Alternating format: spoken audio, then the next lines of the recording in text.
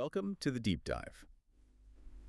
Okay, so we're diving into a really old story today. One about, well, a figure most people see as pure evil. Lucifer. Right. The ultimate villain in many traditions. Exactly. But what if?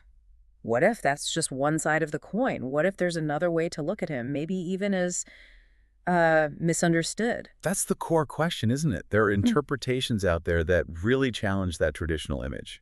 And that's what we want to get into today, right? Sort of explore this alternative view, understand the arguments behind it. Absolutely. It's quite a departure from, centuries of belief. The standard picture is Lucifer, the fallen angel, prideful, defiant, cast out. Yeah, that's pretty much baked into our culture. Deeply. But if you start peeling back the layers, you find these other narratives, ideas that paint him less as just a villain and maybe more as a rebel, perhaps even seeking, freedom or enlightenment. Wow. Okay. So like uncovering a hidden chapter almost.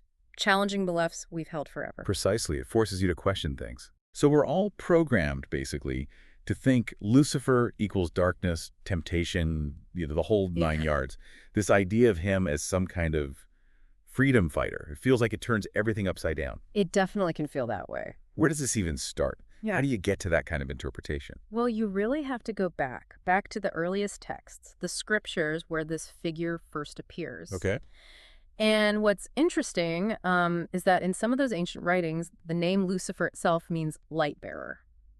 He wasn't initially portrayed as demonic at all. Light bearer, so like a positive thing. Initially, yes, often depicted as a highly respected figure in the heavens. It's his transformation from that esteemed position to the figure of evil. That's where all the mystery and, frankly, the controversy lies. Right, because the standard story is pretty straightforward. Pride, ambition, wanted to be God, got thrown out, simple. That's the traditional take, yeah. Pure ambition led to the fall. But this other perspective, Yeah. what's the motivation there? If not pride, then what? So this alternative view suggests his rebellion wasn't just about ego, not just wanting power for power's sake. It proposes that maybe his challenge to the established order came from a different place entirely.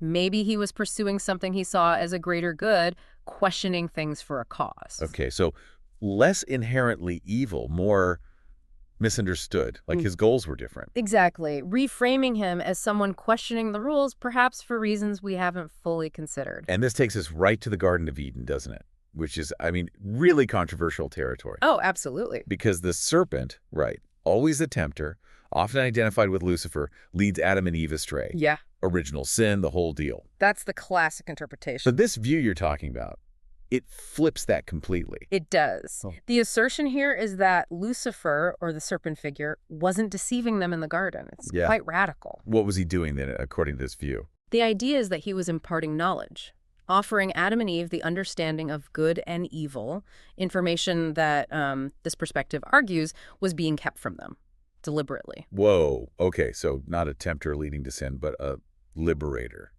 giving humanity awareness, choice. That's the core of it, yeah. Bestowing the very thing that allows us to make choices, to have free will. It's a revolutionary reframing. So his act of defiance, it wasn't a sin in this light. It was actually necessary for us to grow up, become conscious. That's the argument, that this act, seen as disobedience, was actually a crucial step for human evolution, for developing consciousness. Lucifer, in this interpretation, becomes a symbol of, intellectual freedom, curiosity, the drive to know. Okay, let's follow that thread. If we look at it through that lens, how does it change how we see his actions in the garden? It's not about condemnation anymore, but liberation from ignorance. Precisely. His actions are viewed as helping humanity move beyond, a state of blind obedience or maybe dependency.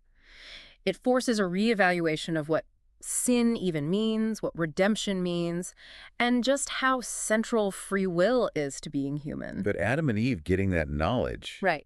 it wasn't all good, right? It led to pain, hardship, being kicked out of the garden. Absolutely. It wasn't without consequences. So did Lucifer know that would happen? How did this view handle the downside? Well, this interpretation usually acknowledges that knowledge is complex. It's a double-edged sword, really. Yeah. It brought suffering, yes, but it also unlocked the potential for growth, for learning, for moral development. The key idea is that knowledge itself isn't bad. It's how you use it that matters. And that resonates with a lot of philosophical ideas, doesn't it? The value placed on seeking understanding, even if the path is difficult. It really does push against those simple black and white categories of good and evil. Lucifer's rebellion, the ultimate evil act in the traditional view, could actually be seen as compassion, giving us the ability to choose. That blurring of the lines is exactly what's so provocative about this perspective. It challenges that easy dichotomy, suggesting a much more nuanced moral landscape. Those rigid definitions of right and wrong start to look less stable. And what about God's role in this version? If Lucifer's aim was enlightenment, why would, a loving creator hold back that kind of knowledge? That's a huge question it raises, absolutely. It gets into some deep theological territory, doesn't it? About divine authority versus human autonomy. It certainly does. This reinterpretation really forces you to grapple with that complex relationship. Why might knowledge be restricted? What are the implications of that? It opens up a lot of profound questions about the divine plan, if you will. So let's zoom out. What are the bigger takeaways for us, for humanity, from considering this alternative? We talk about knowledge being a double-edged sword. Right, and that's a key point. Knowledge gives us power to create amazing things, but also power to destroy. So with knowledge comes responsibility. And the garden story, viewed this way, it becomes this powerful metaphor for our own journey, doesn't it?